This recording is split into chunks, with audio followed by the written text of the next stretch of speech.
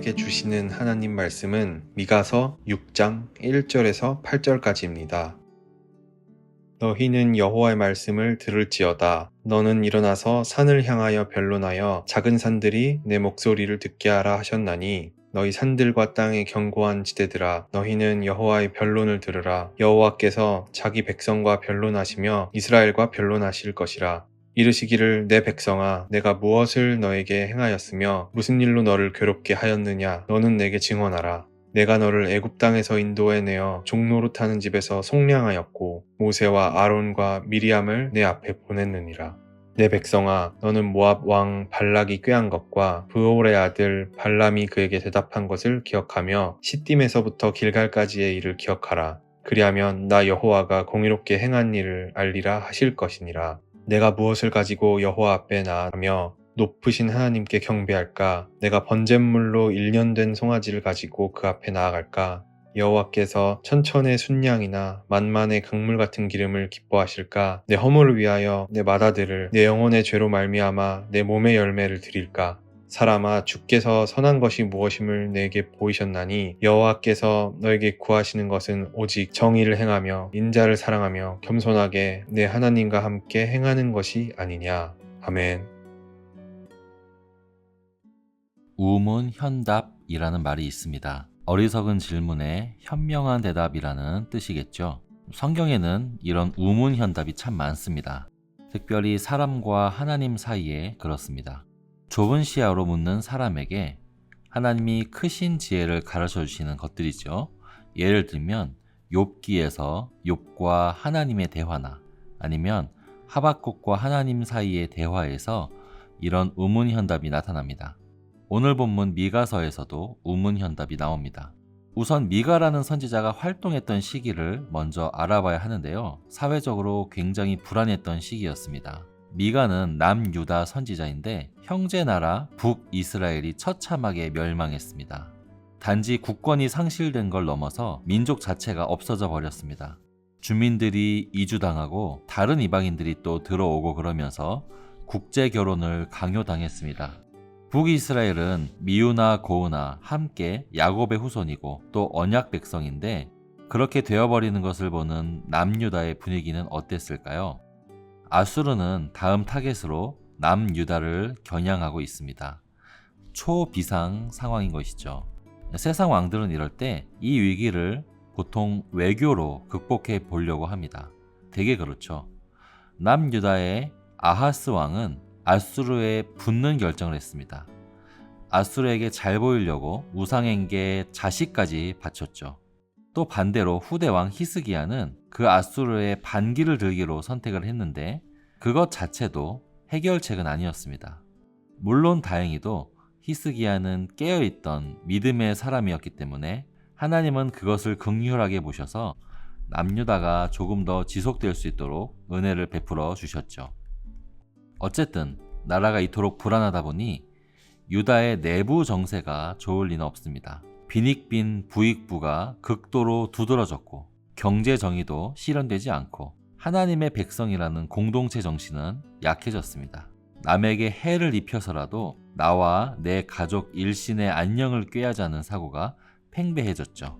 사회 전체적으로 도덕적인 해이가 찾아오면 보통 가진 자가 못 가진 자를 착취합니다. 이때가 미가 선지자의 활동 시기입니다. 여러분, 이런 위기가 찾아온 거, 나라가 이 모양 이 꼴인 거 누구 때문일까요?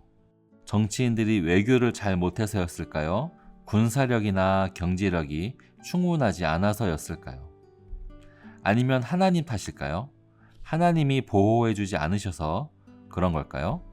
오늘 본문을 보시죠. 1, 2절을 보니까 이런 상황에서 하나님과 이스라엘이 이 문제를 가지고 변론합니다. 즉, 마치 재판석에서 원고와 피고가 붙은 상황입니다. 3절에서 5절은 하나님의 변론입니다.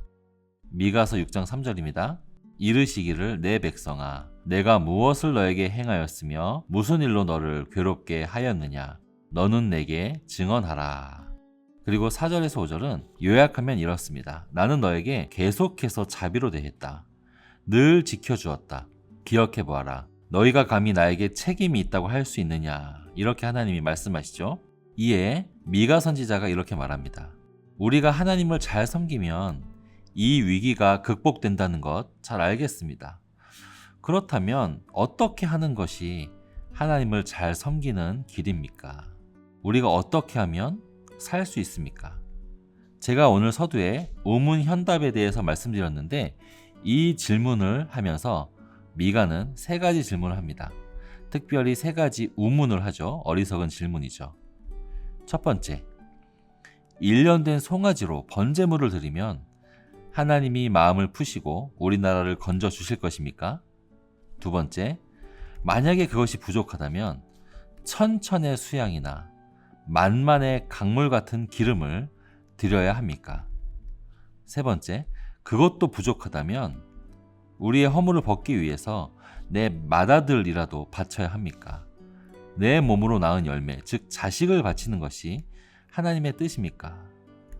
이렇게 3가지를 묻죠. 실제로 아하스 왕은 흰놈 골짜기라는 곳에서 자기 자식을 아수르 우상에게 태워 바쳤습니다. 우리도 그렇게 해야 합니까? 하나님이 그것을 원하십니까? 이렇게 3가지를 묻습니다. 점층적으로 더 큰 것을 제시하면서 묻는 것이죠. 하나님을 제대로 섬기는 것이 이 환난을 극복하는 열쇠라는 것 알았는데, 그런데 어떻게 하는 것이 하나님의 뜻인지에 대해서는 여전히 헤매고 있는 것입니다. 이에 8절에서 하나님이 바른 길을 보여주십니다. 8절 서두에 보시면 이미 하나님께서는 선한 것을 보이셨다라고 하는데, 그것을 3가지로 요약합니다. 3가지 현답이죠. 첫 번째, 정의를 행하라는 것입니다. 그리고 두 번째, 인자를 사랑하라는 것이죠. 인자는 자비라는 말로도 바꿀 수 있는데 헤세드입니다. 그리고 세 번째, 하나님과 겸손하게 동행하는 것을 제시합니다. 짧은 한 구절인데 이 3가지가 구약 율법의 핵심입니다. 구약 율법의 핵심이 다 담겨져 있는 구절인 것이죠. 너희들 외적인 종교 예식을 지키고 소나 양을 바치는 것이 아니라 믿음의 공동체답게 종교 생활뿐만이 아니라 사회에서, 공동체에서 약자를 돌보고 공적인 선을 추구하는 것, 그런 것을 포함한 삶을 요청하는 것입니다. 여러분, 많은 사람들이 신앙생활을 하면서 보통 믿음과 나의 삶의 실천을 분리하려고 합니다.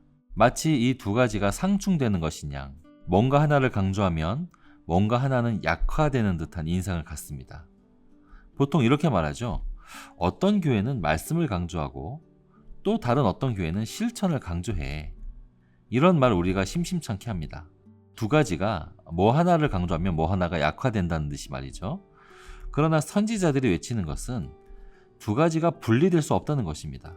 우리가 만약에 약자를 돌보지 않으면서 제사에만 집중한다면 그것은 외식적이고 죽은 신앙이 됩니다. 반대로 사회 정의에 몰두한다고 하면서 하나님과 동행하지 않는다면 그건 역시 문제가 됩니다.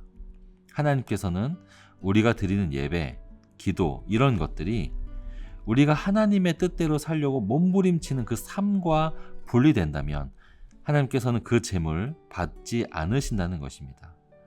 우리가 만약에 천천의 수양이나 그 기름을 바친들, 그 천천의 수양이 수많은 약자에게 있는 한 마리 양을 빼앗아서 모은 것들이라면 어찌 하나님께서 그 기름을 기뻐 받으실 수 있으시겠습니까? 여러분, 오늘날에도 우리 주변에 너무나 많은 이웃들이 아파합니다. 기독교인들은 나 개인의 신앙을 신경 쓸 뿐만 아니라 이 사회 안에서, 내 삶의 영역 안에서 과연 공적인 선이, 공공의 선이 늘어나고 있는지를 함께 살필 의무가 있습니다. 하나님께서는 이 사회가 이토록 불의하게 흘러가는 그 일에 대해서 신자들에게 먼저 1차적으로 책임을 물으실 것입니다. 오늘 이 기도의 시간, 우리의 삶을 돌아봅시다. 우리의 삶은 정의로운가요? 당장 내가 직접 누군가의 것을 빼앗지 않았다는 것으로 만족할 수 있을까요? 오늘 우리 하루는 우리 주변의 이웃들을 돌보지 않고 나를 둘러싼 사회의 아픔을 무시하면서 하나님께 나만 도와달라 이렇게 부르짖고 계시진 않으신지요? 그래서 오늘 이 시간 두 가지로 기도합시다. 첫 번째, 나 개인과 한국교회가 이 사회 속에서 맡은 사명 잘 감당하게 해달라고 기도합시다.